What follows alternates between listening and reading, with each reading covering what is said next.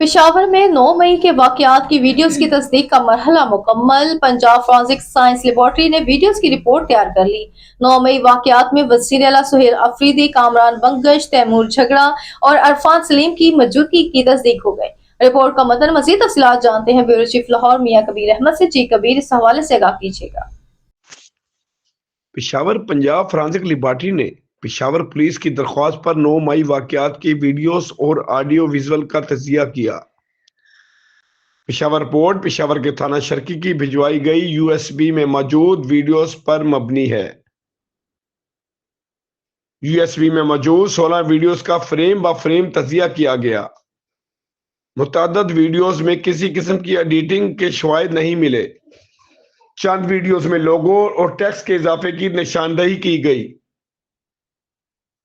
वज़ीर आला सुहेल अफरीदी और अरफान सलीम की 2 वीडियोस में क्लिप जोड़ने के शवाहिद भी सामने आए।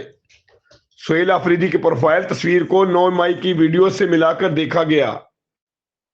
पेशावर सुहेल अफरीदी की प्रोफाइल तस्वीर और वीडियो में मौजूद शख्स एक ही है। अरफान सलीम की प्रोफाइल तस्वीर की भी वीडियोस में मौजूद होने की तस्दीक हो गई।